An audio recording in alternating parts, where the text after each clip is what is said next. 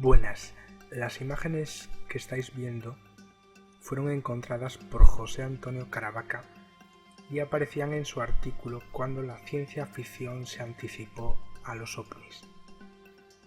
Este artículo fue el mismo que me puso en la búsqueda de las revistas Pulp y las diferentes obras de ciencia ficción recopiladas en este blog, después de escuchar a Alfonso Gámez decir que era imposible encontrar las revistas, como cuento en Cuadernos de Bitácora, el audio que está subido hoy.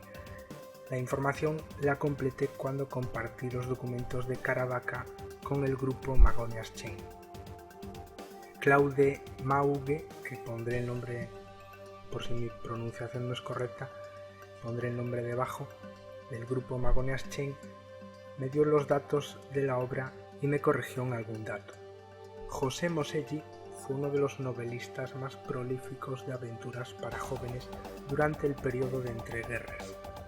Bajo este nombre y bajo otros seudónimos, Jacques Mahan, André Fauconnier publicó en los periódicos Intrépide, el Épatant, The Light Illustrated, el Cri-Cri, incontables y epopeyas extravagantes.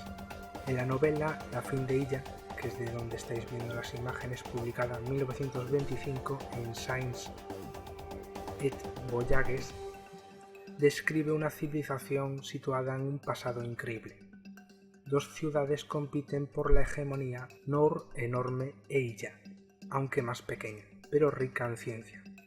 En un principio Illa está en posesión de un arma increíble, una especie de bomba atómica. Gracias a ella, Noor puede destruir Illa a voluntad. Sin embargo, un estudioso de Illa huyó a Noor tomando parte del secreto, por lo tanto es la guerra. Las flotas de Illa están compuestas de conchas que vuelan, discos lenticulares capaces de volar a una velocidad increíble. En la historia se puede reconocer a los platillos volantes, la bomba atómica, el tema de la guerra preventiva y científicos fugitivos. Rair, el dictador de Illa, masacra a los habitantes que huyen de sus refugios subterráneos invadidos por el gas, acelerando la destrucción de la ciudad. Finalmente, después de la masacre de Noor, el ganador es tan malo como los vecinos. La civilización cae y la explosión definitiva borra cualquier rastro humano. Este libro fue publicado 20 años antes de Hiroshima. La corrección que me hizo Claude Maugue, que pondré el nombre en la descripción por si mi pronunciación no es correcta, del grupo Magonias Chain fue la siguiente. Los proyectiles voladores son pilotados y van con varias bombas a bordo. No se estrellan, sino que son lanzados a la gente, como un arma, ¿no? Bueno, además de esto, aparecen otros dibujos interesantes en otras obras del autor. Y como no he podido encontrar las revistas Pulp de Francia, ya que me ha resultado bastante imposible encontrarlas enteras, no solo las portadas, y aún así las portadas también es un trabajo pendiente, ¿no? Entonces he encontrado pocas, pero seguramente existan más de este autor, que si pudiéramos ver la revista por su interior, como por ejemplo seguramente han podido hacer otras personas, pues veríamos cosas más interesantes. Pero ya terminando con este tema, en el artículo de Caravaca aparecían imágenes muy interesantes que os pondré en la descripción del vídeo el link al artículo de Caravaca, y yo voy a poner alguna que encontró Caravaca ahora mismo, y ya que yo en su día le pedí permiso para publicar las imágenes en un artículo que iba a hacer en su día, pero al final, como hice una búsqueda mucho más extensa, al final voy a publicar algo, pero va a ser mucho más extenso. Entonces vamos a ver unas cuantas imágenes. Por ejemplo, esta Damascene Quarterly de 1930, que me quedaba uno de los platillos que tenía ahí en la reserva, ¿no?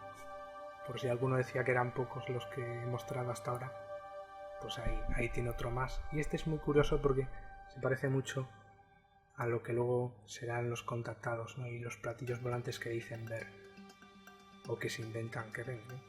Esta tenemos otra de mayo de 1937, esta de 1944, esta de 1927 Y bueno, estas 3, si no recuerdo mal, eran de Caravaca, aún así lo podéis comprobar en el link en su artículo. Y estos son los platillos volantes que he podido encontrar, que ya hemos visto, por si acaso alguno no lo ha visto aún, en Amazing Stories 1928. Este es en Amazing Stories 1943. Este es en Amazing Stories 1944. En Electrical Experimenter 1918. Science Wonder Stories 1929. Y hay más platillos volantes, tengo alguno en mi reserva, pero ya poquillos, no más.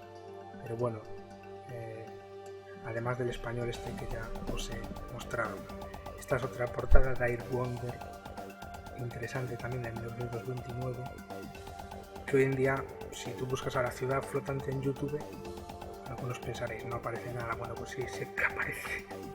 Pero bueno, también aparecía en Air Wonder Stories en 1929, una historia de ciencia ficción, y tengo alguna portada más donde aparecen ciudades flotantes, que luego también en ufología habrá gente que hable de ovnis como ciudades gigantes, ¿no? Quizá aquí está el origen. Y este es de Science Wonder Quarterly de 1930, y esta última de Wonder Stories de abril de 1931. Y bueno, como te podrás imaginar, después de ver estos vídeos y las imágenes que voy mostrando, tengo bastantes más.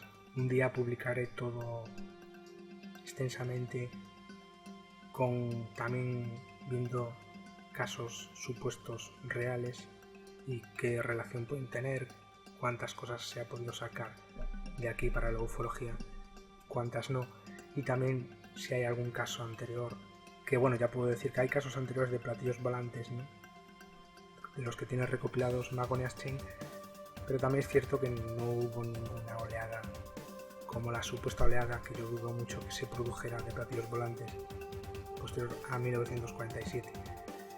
Entonces, aunque sí hubo algún caso, no hubo ningún tan gran cantidad como después se dio, y seguramente tampoco hubo la oportunidad de que estos dibujantes supieran de esos casos, ya que es muy probable que estuvieran enterrados en la prensa histórica y que solo con la digitalización de los documentos haya podido acceder a ellos, aunque también en estas revistas había gente de lo que se llaman ahora fenómenos forteanos, ¿no? Las personas que estudiaban los supuestos fenómenos forteanos, había alguno en Amazing Stories trabajando.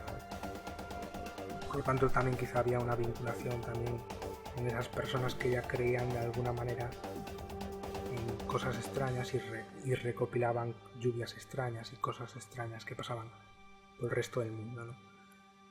Y bueno, eso. Y seguramente habrá muchos datos que irán saliendo en estos videoprogramas, y otros a los que nos llegaremos y que saldrán por otras personas.